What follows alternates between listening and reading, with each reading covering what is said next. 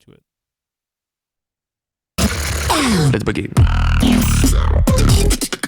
Hit him with the glitch.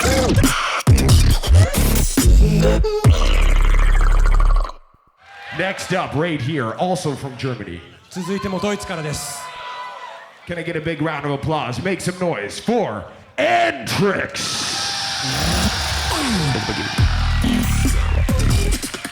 Hit him with the glitch.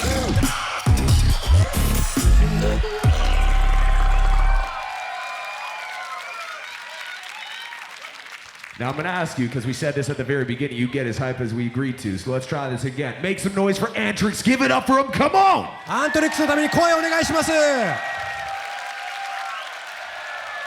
Antrix from Germany, you already know what to do. I say the 3 sind es 2 in the 1. GBB23 Tokyo in 3. さあ、せい。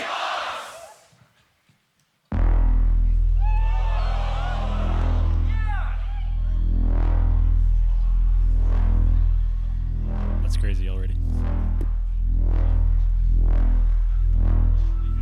Dude, the ideas are. Yeah, you're.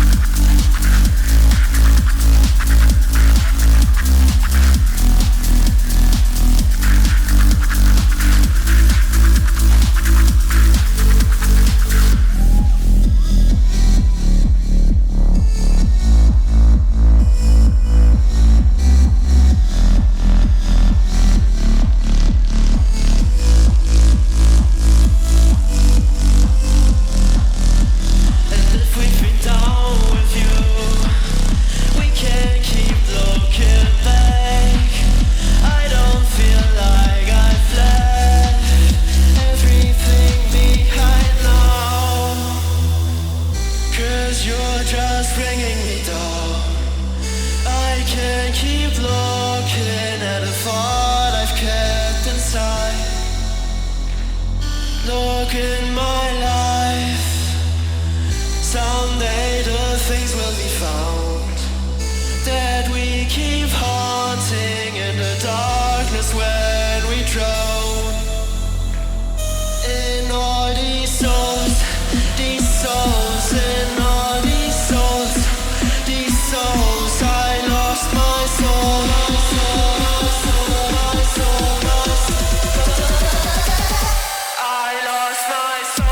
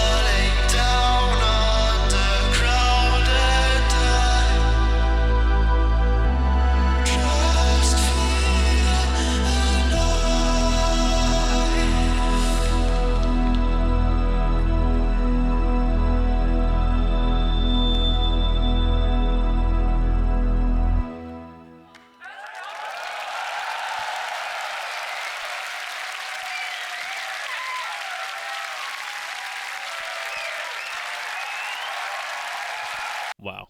All right. Nothing else after that video, I'm pretty sure, because it is a showcase and the results aren't revealed in the video itself. So, yeah. Yeah. That was very producery. Evidently so, Uh-huh. obviously, because like the kind of trajectory that this category seems to be going in is that is heavily focused around software.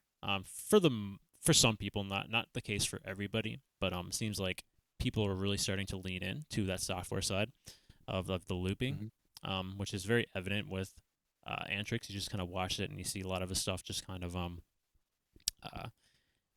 you hear some stuff, you don't see him like pressing buttons and whatnot, so that's just the case with using software, right?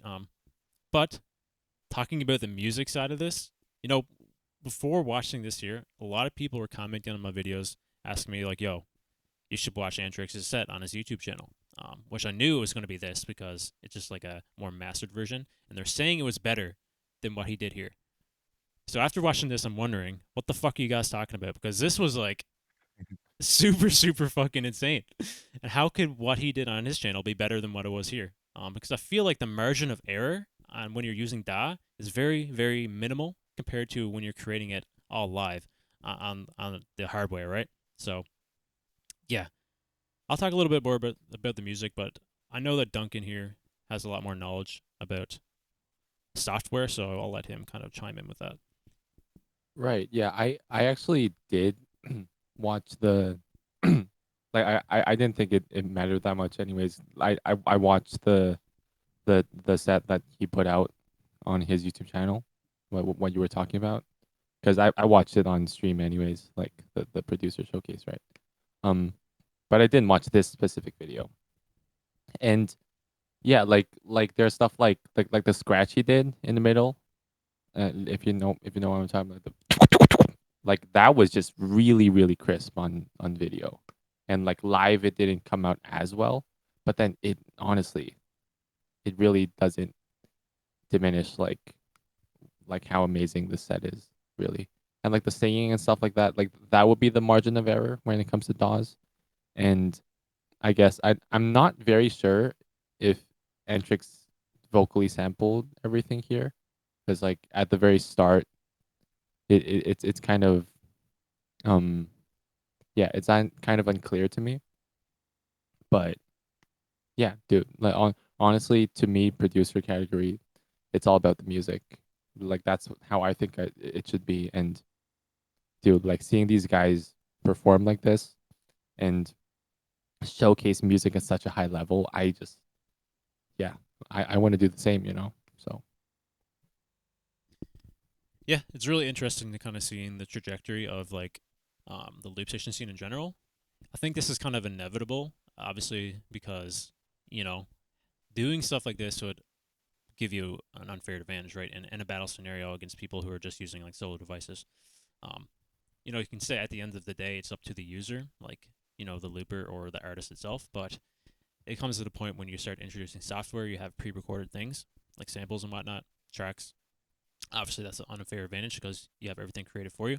But it's completely fine, and I'm 100% agree with you. I love producer for what it is because at the end of the day, it is about the music. For me, and I thought what Antrix did here was really good. I love the music that he performed here. I love the kind of like way he transitioned in between his tracks. I thought it was very clean. The kind of like the tempo changes, the changes in the percussion as well. Was very very yeah, good, and also his vocals very clean. Um, Probably the most clean I've heard from him. Because I feel like yeah, sometimes when I watch Antrix, I'm not really a big fan of like the kind of effects that he has layered over his vocals. But in this set here, I've really enjoyed it. I thought it was like a sweet spot, kind of auto tune and yeah. I think he was using a little bit of reverb in there too. Not sure about all Uh-huh. the effects he used on the vocals, but I thought it fit the tracks very well. It was very clean, and I thought the set was very well made, put together. So like, I Yeah. guess like my biggest question, I think it's hard for me, maybe hard for a lot of people because I feel like Da is kind of like new and not a lot of Hmm. listeners like casual even a lot of loopers honestly understand how much like it comes into play when you're creating stuff like this. So I guess like my biggest question, because I know that like in the judging aspect he got hit a lot. I think he came in last place for both sets. um how much was this actually like Da, and how much of it was like raw looping?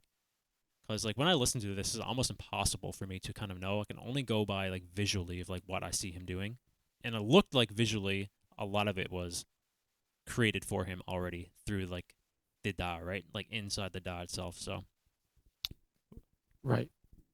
So I think according to the rules, you're still not allowed to just play pre-recorded stuff. And I assume that's not what Antrix did here.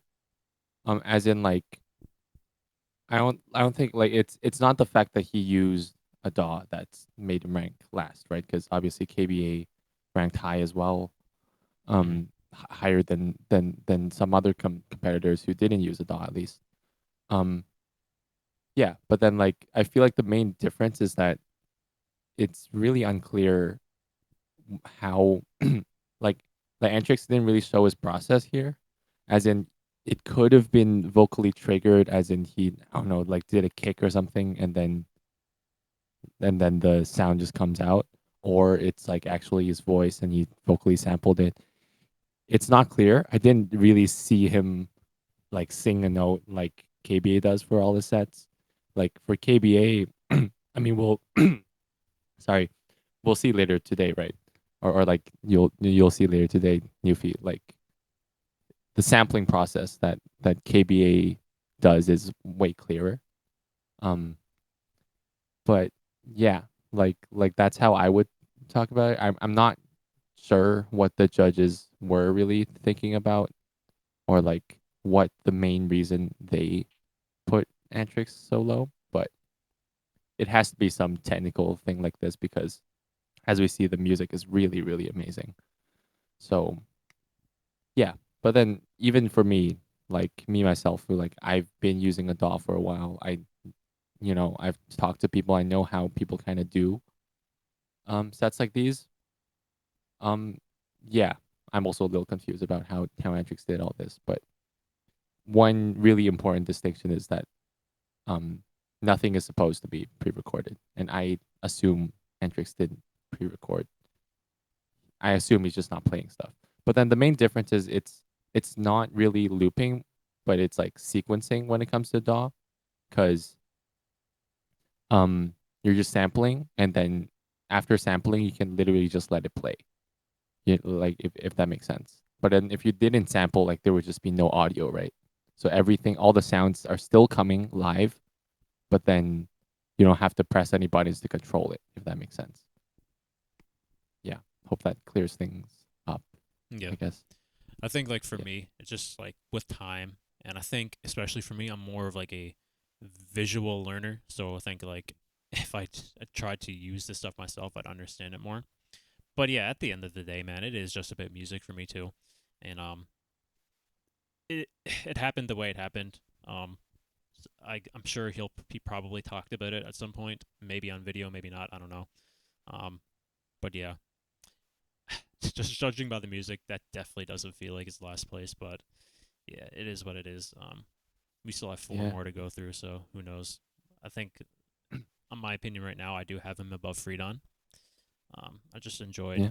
more. I enjoyed this a little bit more in terms of like progression and style wise. I enjoyed them similarly, but I feel like Antrix was a little bit more had a little bit more going on for the most part. I think, in my opinion. So yeah, Yeah. that's a pretty that's a pretty hard one to follow up for. That's actually like that's actually so crazy, bro. I'm gonna have to Yeah. go back and look Totally. through Like his channel and watch the other one. But yeah, go ahead. Sorry. the structure too, just like how he likes, people in the chat have been talking about like how he switches between tempos. Dude, like, Yeah. because I'm preparing the set myself. Like, I that's something that's pretty new to me, because I'm used to 3 minutes or 4 minutes, and then other person loops, and then I loop again for 4 minutes, right?